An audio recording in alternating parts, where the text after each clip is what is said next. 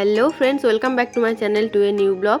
তো আজকে আমি ব্লগটা এই সকাল থেকেই শুরু করছি। দেখো এখানে আমি চিয়া সিড কাল রাত্রি থেকেই ভিজিয়ে রেখেছিলাম, তো গরম জল করে নিয়ে এসেছি।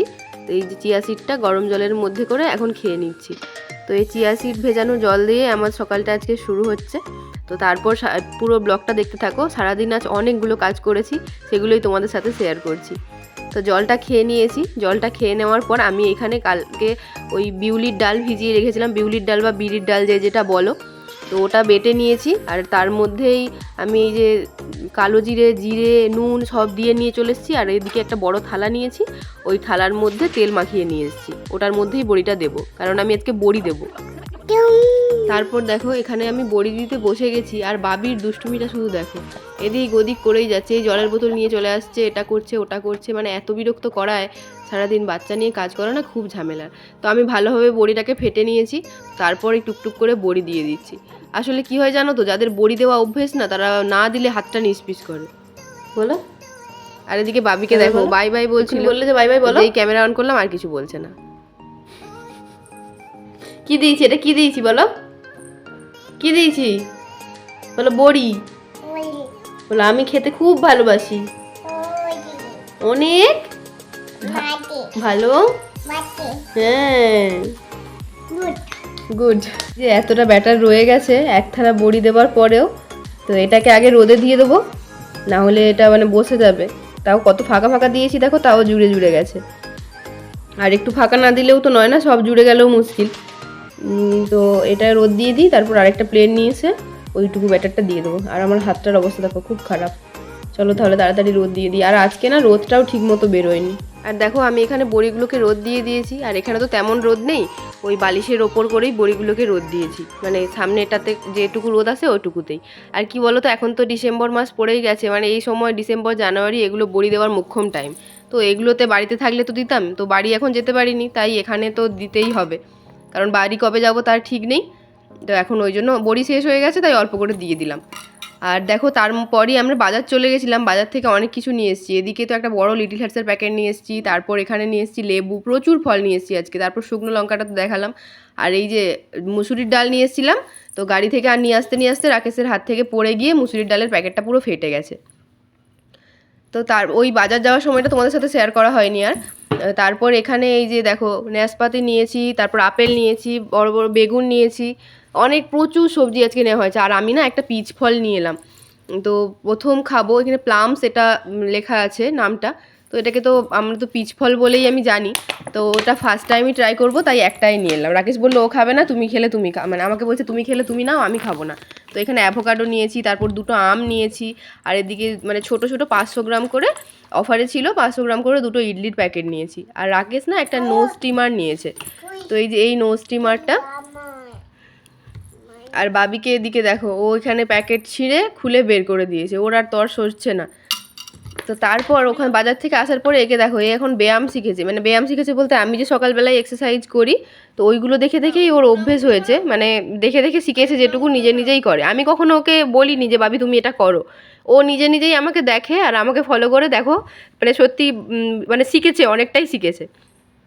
তারপর এদিকে সন্ধ্যেবেলাতে এরা না খেলছে এখন, ওই পাশের বাড়ির যে ছেলে দুটো থাকে ওদের সাথেই এখানে খেলছে। তো ওরা আমাকে এসে বলছে আন্টি ওর সাথে খেলবো, আমি বলছি হ্যাঁ খেলো। তো এই যে এখানটাতে করিডোরটাতে ওরা খেলছে ঘরের মধ্যেই। এখানে কি বলতো, বাইরে তো বেরোতে পারে না, এই রুমের মধ্যেই যেটুকু সেটুকুই। তো ও আবার চলে যাচ্ছে ওদের রুমটাতে। ভাবি কম কম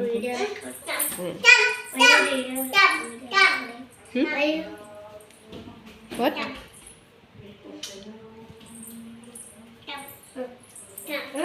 Come.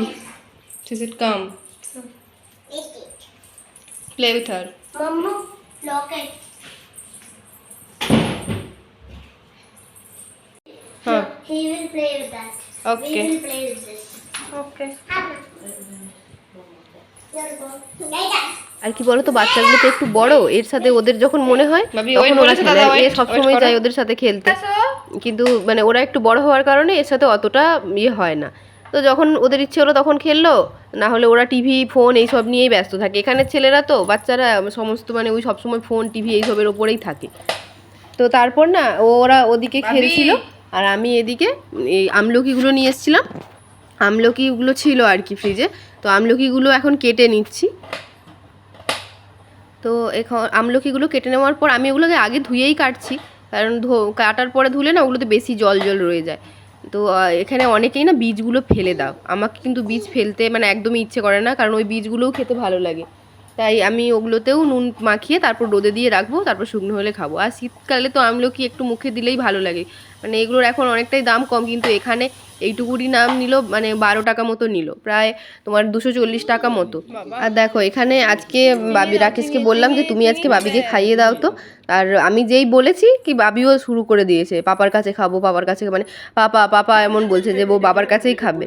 তো দেখো শুধু মেয়েরা মানে শুধু মায়েরা না, বাবারাও চাইলে পারে, মানে বাবারা করে না কিন্তু চাইলে অবশ্যই পারে। তো দেখো বেশ খাইয়ে দিচ্ছে, খেয়ে নিচ্ছে। ওকে আমি অনেকবার বলেছি তুমি একটু ট্রাই করে দেখো, ও শুধু বলে খাবে না খাবে না, কিন্তু দেখো আজকে তারপর দেখো আমি এখানে কি রান্না করেছিলাম, আলু ভাজা, পটল ভাজা, আর এখানে এই যে স্যালাড নিয়েছি, গাজর, শসা, পেঁয়াজ আর একটু লেবু।